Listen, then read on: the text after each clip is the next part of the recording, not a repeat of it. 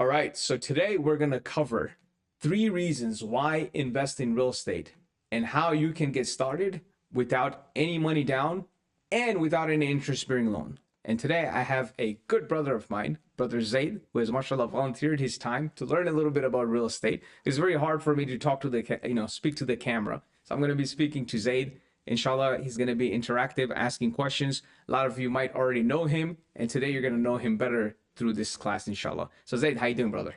Alhamdulillah, Bismillah, Alhamdulillah, Wassalatu wassalamu ala Rasulillah. Fine, thank you very much. Very excited to have you, bro. So this, Brother Zaid, do you have any real estate investment experience? Absolutely not. Absolutely not. Perfect. So this is what this class is for. We're going to teach step by step, and it's going to be a long series of class. Inshallah, as long as Brother Zaid is in Dubai, we can do these mini classes and continue the series. But if he leaves, we can bring someone else. But essentially, we're going to be teaching you how to invest in real estate without any money down and without any interest-bearing loan. So the first thing I want to share with you, Zaid, why real estate? Okay. And I'm going to share it with you in 3 sections, 3 small sections. So number 1 reason why real estate is because a lot of successful entrepreneurs that we know currently or that have passed away invested heavily in real estate or promoted investing in real estate. For example, did you hear about Andrew Carnegie, one of the famous American entrepreneur? So he said 90% of all millionaires become so through owning real estate. And then John Rockefeller, the famous Rockefeller, he said the major fortunes in America have been made in real estate. Okay.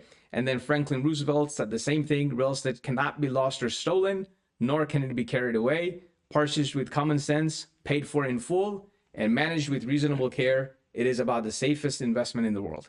So there's a lot of data backing it. And in current times, we all know Donald Trump. As we're recording it today, the election is going live in the US, so we don't know what the result is.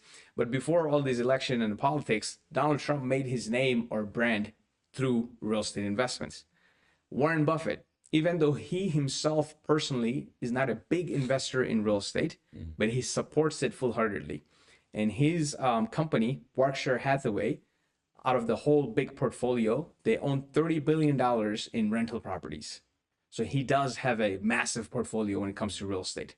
Plus, he also owns, Berkshire Hathaway owns a real estate brokerage company, which employs over 40,000 agents worldwide. So he is very much aligned and in touch with the real estate industry in general. Okay, so there is a lot of support from successful entrepreneurs when it comes to investing in real estate.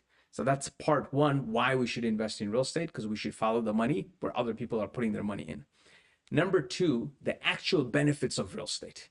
On that note, guys, Sam Amin here, and alhamdulillah, I have been blessed to help people just like you achieve financial success through real estate the halal way, riba-free. Inshallah, I'm going to share the exact strategy I have used to broker over $1 billion in real estate transactions with a 100% success rate and never losing money on an investment. I have been honored as the Broker of the Year 2023 in Michigan and have been featured on Channel 7 and local Fox News for my work in real estate. Now, I want to help you replicate this success. All you have to do is click the link below so I can share with you my exact strategies and how you can do it too. Now back to the video. Okay, so recently the Gallup poll. So Gallup is a trusted poll that's done in America. So they did a poll in American household. Not recently, actually. They have been doing it for the last 15 years. Okay. They ask one question. What's the safest long-term investment? They ask American household. Out of the last 15 years, last 12 years in a row, real estate has been voted the #1 safest long-term investment by Americans. Okay. And the reason for that, what are some actual benefits of investing in real estate? Number 1 for me, and I'll tell you what I find, like there's tons, but for me, it cash flows while your capital grows. Okay. So it's like back in the days, it's like owning cows. You're getting milk while the cow is getting fatter, right? Where one day it's going to produce a lot of meat. The same thing with real estate. You buy it for, let's say, $100. Over time, it always appreciates, okay? While you're collecting cash flow. From rent. From rent, yes. Most other asset classes, you wait for it to grow, but you're not collecting any cash flow. Correct. So you don't have access to any cash while you're waiting for that big paycheck, right? So this is what I love about real estate. Second thing, it's a great hedge against inflation, meaning when inflation hits, and it always hits, right? After certain cycles, the price of everything goes up. Mhm. So does the price of real estate. Mhm. So does the rent. Mhm. You understand? So when you're a landlord collecting rent and inflation is up, so your grocery cost is up, everything is high, your rental income is also high. You're charging more to your tenant. So it's a great hedge against inflation, but other asset classes are not. Third thing, which I love, especially as an immigrant, is a tangible asset with a lot of control. Like you actually control increasing the value.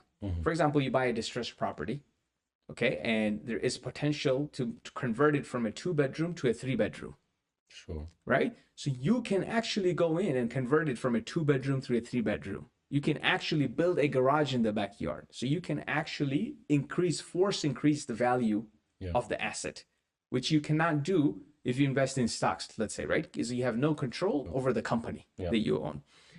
Fourth benefit, especially in America, I don't know other countries, I'm sure there are similar benefits, a lot of tax advantages.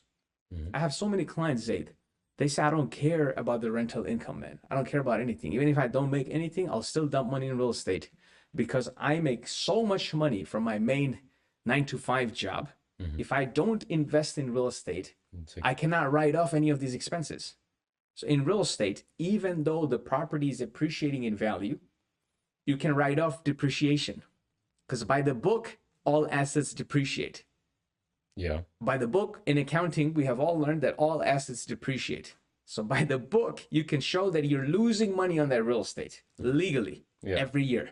So that's an expense against your high paying job. So let's say a physician makes $800,000 a year In America. in America. So now he has to invest in real estate, man.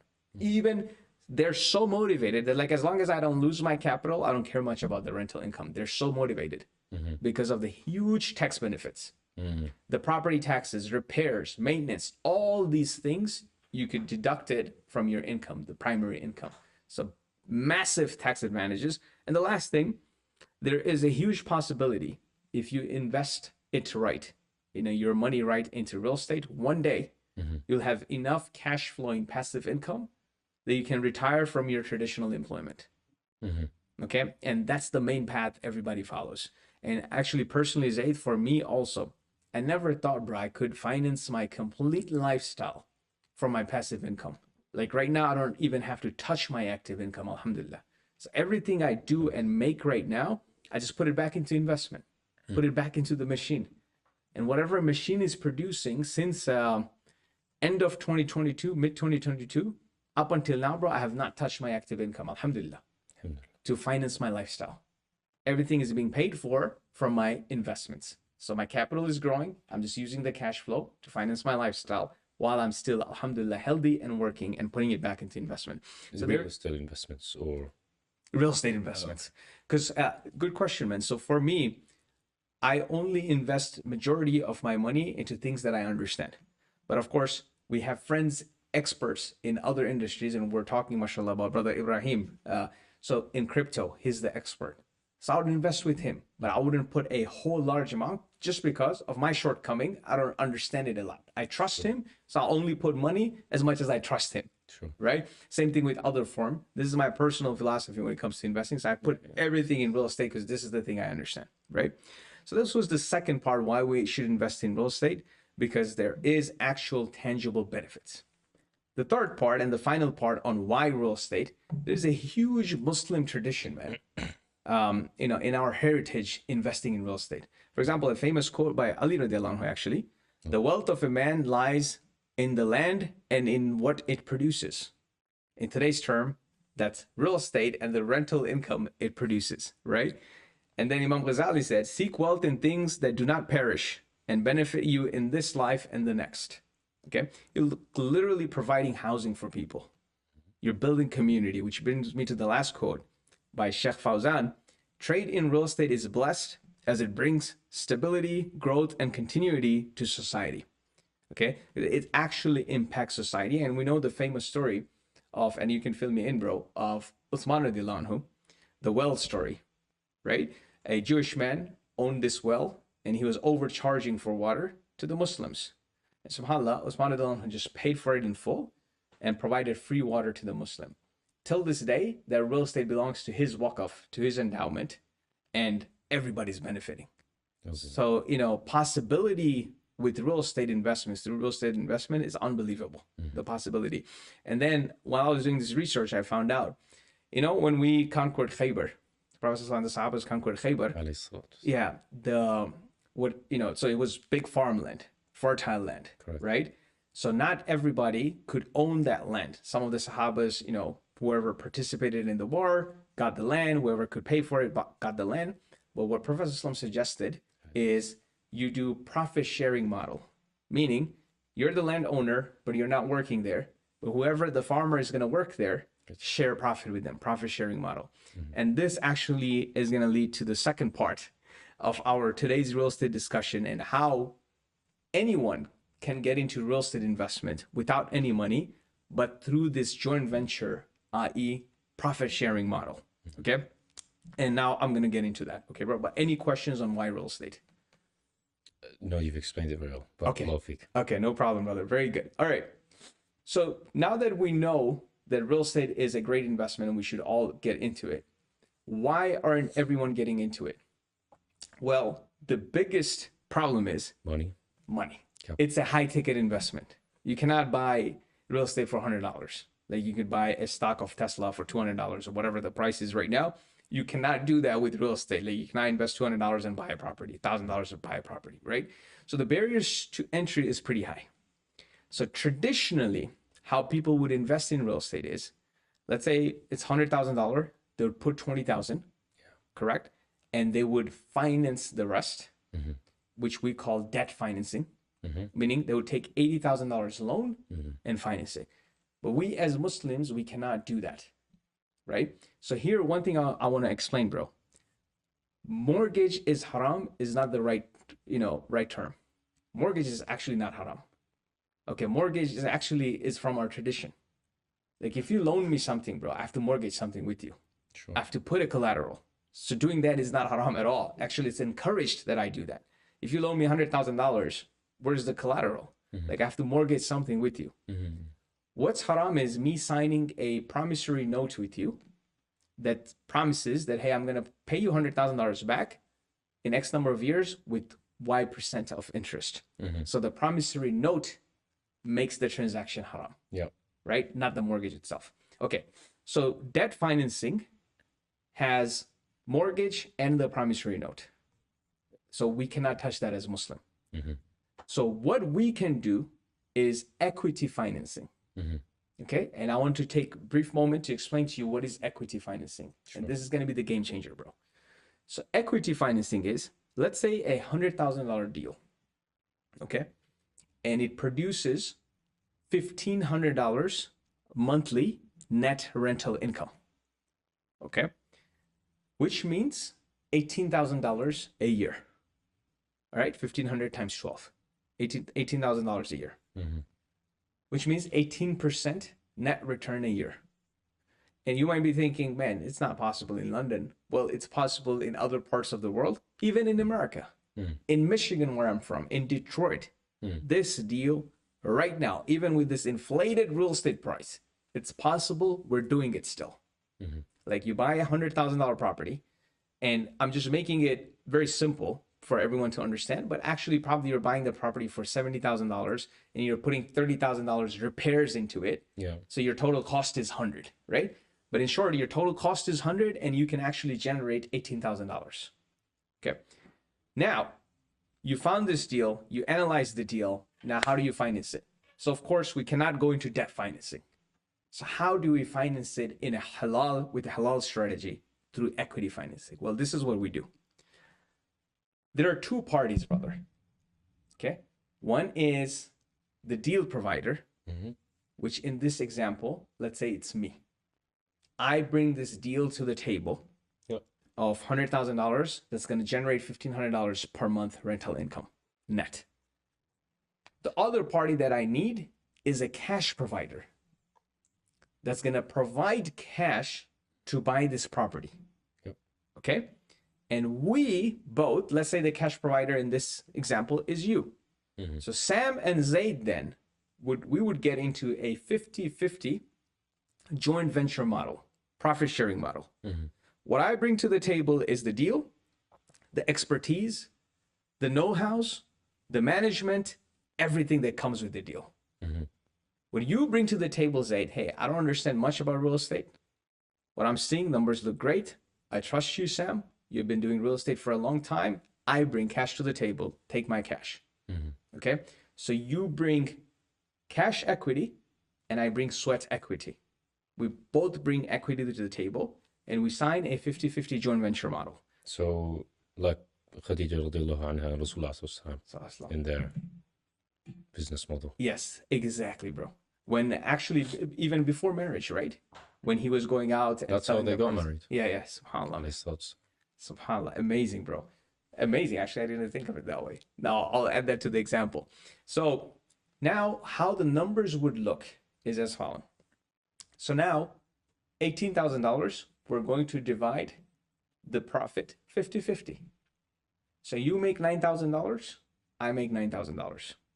So you invested $100,000 and you're making yearly $9,000. So you're making 9% return on your money without lifting a finger.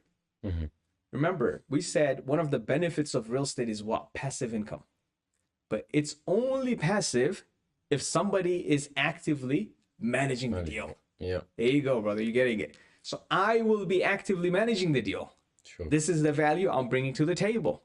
And I'll make also $9,000 a year. So we sign, we shake hands, we sign this joint venture model. And this model could be scaled to 7 figures, could be scaled to 8 figures. Like we mentioned before the camera rolled, I'm currently doing 6 projects like this open right now. No, back. Alhamdulillah. I think 2 of them are very high 6 figures. The other 4 are 7-figure deals. All of them are 50-50 joint venture model. And the way, now you might ask, now it brings us to the next chapter, which is you'll ask Zaid, okay, if I'm in your position, Sam, let's say you're not the cash provider, you're the deal provider. What's more important? I'm just trying to get into real estate right now. Do I find the deal first? That's just like this, amazing, ridiculously amazing deal. Or do I find the cash provider first? The deal. Yes, the deal. Now, Of course. you might be like, okay, if I'm trying to find the deal first, look, man, I'm not in the game. I'm doing da'wah. I have another business. I have another job. I have a family to take care. I have other stuff. To find the deal, I have to do this full time. Yeah. I don't have the time for this, right? And if I don't find the deal, then what am I doing? Okay, how am I gonna do this? How am I gonna scale? How am I going to open up another stream of income for myself? Okay, and another pushback could be that, let's say you do find the deal. Why would someone invest with you? Exactly. There's no credibility. What have you done? Like, why would I trust you, Zaid? You're a great person, but what do you understand about real estate? What's your credibility? How many deals have you done? Why would I just sign my $100,000 check off to you? Okay. So this is what, for both problems, this is what we do in the beginning, which is we partner up with someone who is already credible, who has already built their personal brand, who has already built a reputation, and we leverage their operations, leverage their brand, their expertise, their know-how, and we bring their deal to the table. Yeah. And we become their capital partner. Okay? We become their capital partner. We start raising capital for them. Okay? And they pay us finder fee. Until we get to a point, because now you're going to create a reputation in the market that, hey, I'm a capital partner with this successful developer in Dubai, or this successful developer in the US. Trust me, bro, it has happened with me. Other developers will reach out to you. Hey, Zaid. Word of mouth, of course. Word of mouth. Yeah. I'll pay you more finder's fee. Why don't you raise capital for me as well? Okay? Then you vet the deal, because you're gonna learn actually through this deal, how do you vet the deal? How do you underwrite the deal and make sure it's a good deal? We're gonna teach you that, right? Once you have learned that, you can vet other deals and become capital partner for other people. You keep repeating that, bro, until you have accumulated enough cash to do a deal for yourself. You understand? So you first use other people's money, other people's expertise until you have enough cash to do the deal by yourself. And still you would come across many large deals. The example I was using where I'm investing, let's say 20 to 30% of my own money in that deal. The project is 10, $11 million. If I put all the money in one project, I cannot do other projects. Sure. So I'm putting 20 to 30% of my money, but I'm still raising capital from other investors. Yeah. Okay. So you would always need to raise capital from other investors if you want to continue doing larger deals. But the easy access is partner up with someone, leverage their expertise, their deals, their reputation, their branding, and connect them with capital partner in exchange for finder's fee. All right. Any questions so far? Nope. All right, cool, man. You're a good student, bro. Alhamdulillah. Now, raising capital. That's what I want to get to. Okay. Because that's the skill. I'll say, whenever you ask an entrepreneur, like, what's the number one skill someone needs to learn? I also used to give the same answer, is how to sell. Because it encompasses everything, like how to communicate, how to negotiate, how to persuade. Like when you say learn how to sell, it means all of the above. Because if you can sell something, you can pretty much do anything. But I want to be more specific now. It's actually also part of selling, but I think the number one skill everybody needs to learn is how to raise capital. And if you look at it, bro, all these companies, I wrote a few examples just so that I don't forget. Jeff Bezos. I wouldn't say $1 million idea, not $1 billion idea, $1 trillion idea, Amazon, right? He needed to raise capital for it in 1996 or 97, I believe. He raised $1 million from 22 investors. Hear this out. And he gave them 20% equity of this company for only $1 million. If we were not to consider the dilution of the stocks and the equity stayed the same, that 1 million is worth $260 billion right now in today's market, because that's 20% of Amazon. So would Amazon exist today if Jeff Bezos did not have the skill of raising private capital? Bro, do you think like Jeff Bezos was really the first one coming up with the Amazon idea, or really the only one coming up with the Amazon idea? I doubt it, man. But he is the one who knew how to raise capital, because raising capital is that bridge between idea and execution. The bigger the idea, more fund needed. So a longer bridge you need to build, which is raising capital in order to get to the execution. Any ideas, bro. You could have a great idea to solve a big problem in Muslim Ummah right now. You need capital. Of course. You need capital. So we need to, and you could call it fundraising, whatever. It's the same thing. It's the same thing. So throughout the Seerah of Rasulullah, we constantly ask the Sahaba, who will give a loan, who will give for the sake of Allah, and I will guarantee them Jannah. Yeah, subhanAllah. So on and so forth. Battle of Tabuk, most notably, right? Tabuk, Umar, Abu Bakr, and he gave all his wealth, and Umar came and he said, I'm going to give half. No, fundraising is a very... Yeah, even Usman at that time, I think that time or some other time, bro, Prophet ﷺ said, like, from today onwards, like, all his sins are forgiven. Yes. Because he sponsored like 700 soldiers, right? Yeah. Everything. He had a caravan coming. And subhanAllah, man. So raising capital is really the number one skill that we need to learn. And we have stories of Netflix, Airbnb, all these successful companies. What really pushed them forward was the founder's ability or the skill to raise capital. So it's not only in real estate. That's the point I'm trying to make. So raising capital, if we can learn this skill, we'll find it beneficial in so many things in life. So many things in life, okay? So now I want to get into more details of how to raise capital, more primarily for the real estate deals, okay? So in order to raise capital, we have to completely understand an investor's mindset. Sure. Okay? We have to completely go inside their mind, understand their motivation, understand how they approach investments, understand their viewpoint. And from my last 12 years of experience, bro, I was able to, alhamdulillah, codify it and all investors will fall into any one of these categories that I'm about to share with you. And we'll put it up on the screen for everyone. We can even share the PDF and the link below, but the one that I shared with you today. All right, so from my last 12 years of experience, man, alhamdulillah, I was able to create this investor profile. Okay, and everybody will belong to one of these profiles, and maybe some are a little bit mix of two, like 70% this and 30% others. Okay, and here are the profiles. So I call them some animal names. It's just easier to understand and relate to and easier to remember, but it doesn't matter. Okay, so for example, lions, falcons, Yep. horses, doves, and sparrows. So let's go over the general mindset. Mm. An investor who is a lion is someone who is a high net worth individual, okay, established, and who can provide significant capital. They're often selective. They're looking for strong values and well-structured investments. Only money won't move them, basically. It has to be money and something actually making a difference. They bring experience and can offer mentorship, guidance, and strategic influence. So this really changed my life, man, these type of investors. Because they not only brought capital, they also brought free mentorship and guidance for you. Yeah. Okay, so when you are approaching these investors, the approach has to be different too. 9 out of 10 times, they know more than you. Even on the deal that you are doing, they have been pitched similar deals probably 100 times. Okay, so money is not going to be the only factor moving them. It has to be something else.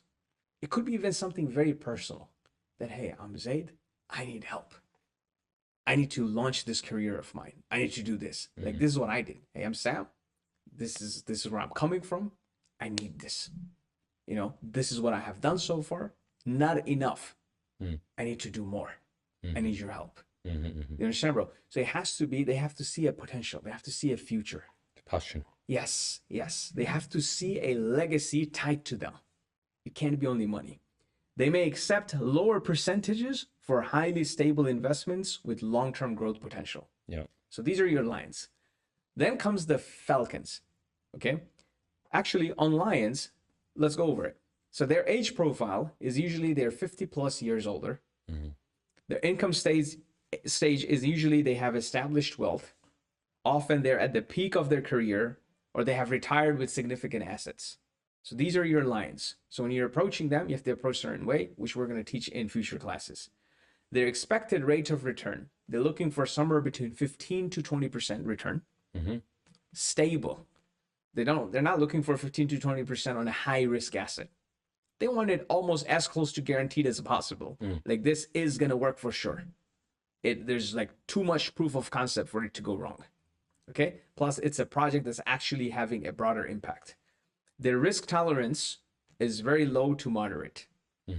They don't have the appetite for higher risk products. Okay.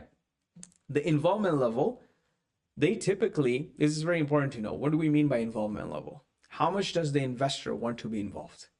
Usually they want to have a hands-off approach, meaning they'll give you guidance and mentorship when they want to on their time. They don't want you to rely on it. Okay, so they want a hands-off approach. Communication style, how do you communicate with them? They prefer formal, professional communication. They don't want informal text message.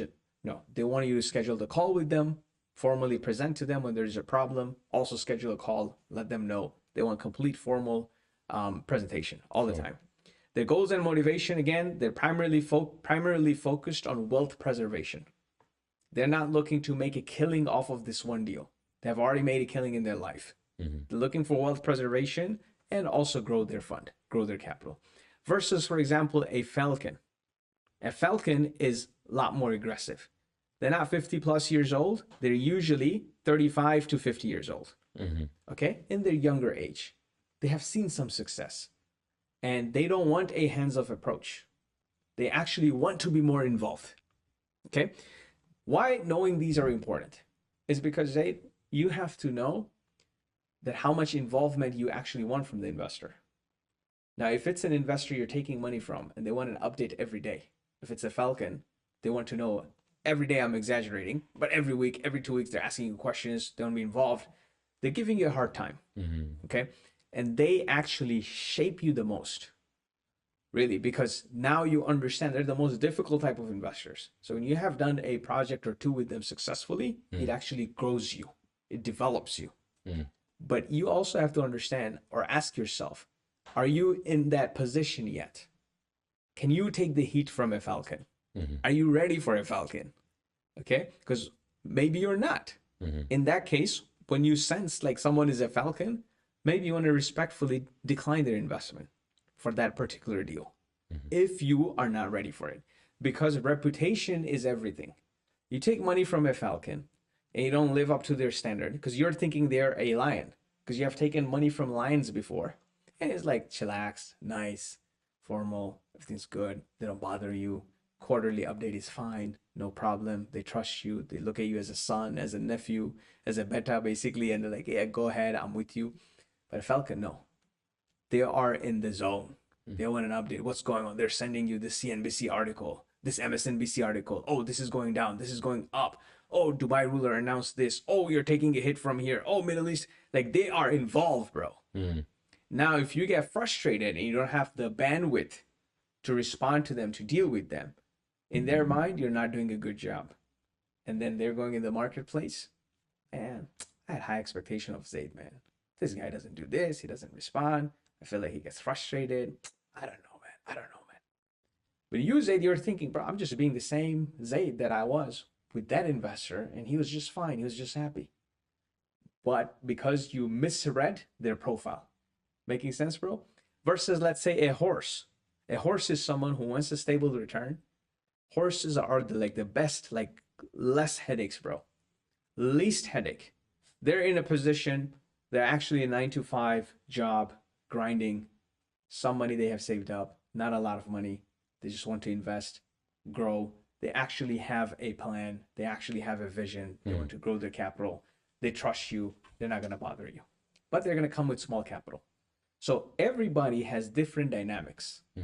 Okay. And we can do an in-depth class on this, but I wanted to give you an understanding. And we're going to share the PDF on the screen for everyone to see. But everybody has different mindset, different approach, different motivation. So sitting down with an investor, we have to really understand this table to understand.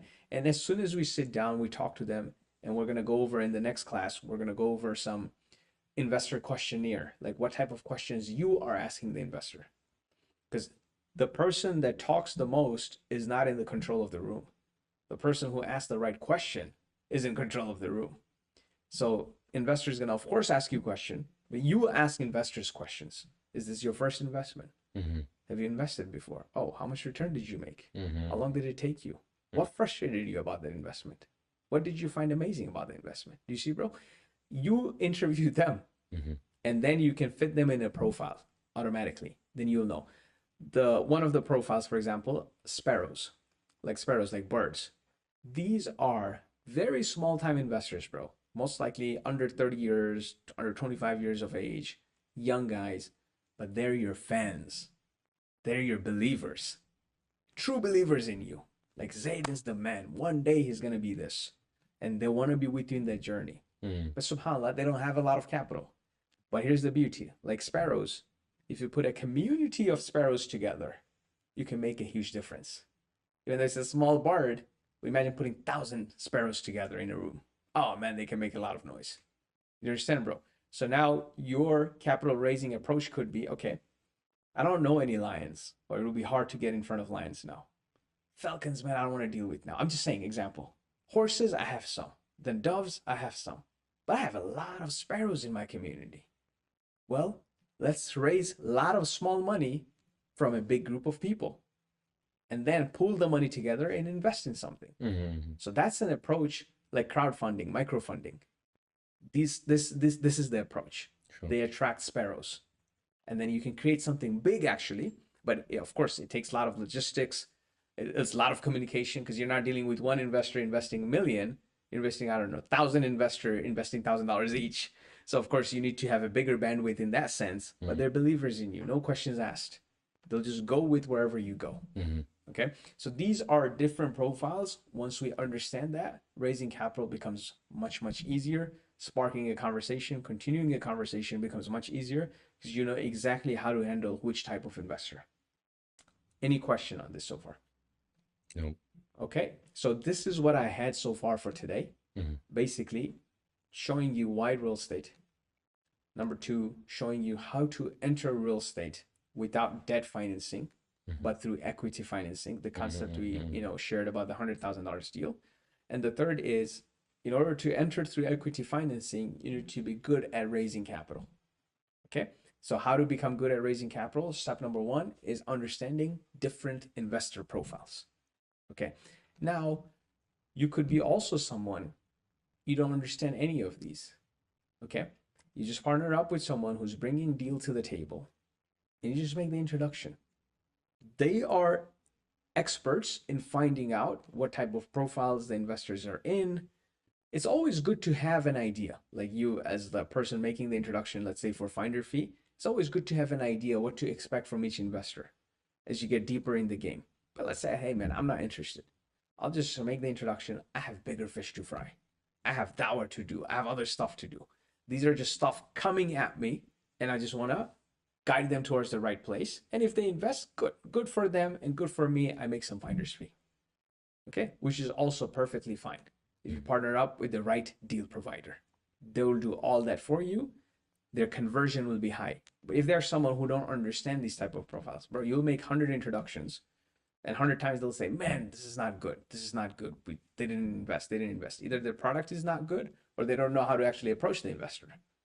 Something is disconnected there. If you're making all these introductions, they should be able to convert. Okay, bro. This was it for today, inshallah. And if you have any questions, you can write those to me and we can do another video answering those questions, inshallah. No, it's barakallahu feek. Thank you so much, bro. سبحانك اللهم وبحمدك سبحان ربي العظيم أشهد أن لا إله إلا أنت أستغفرك وأتوب إليك. Thank you, everyone. If you enjoyed this video, please subscribe and comment below if you want more of these. السلام عليكم. Thank you, brother.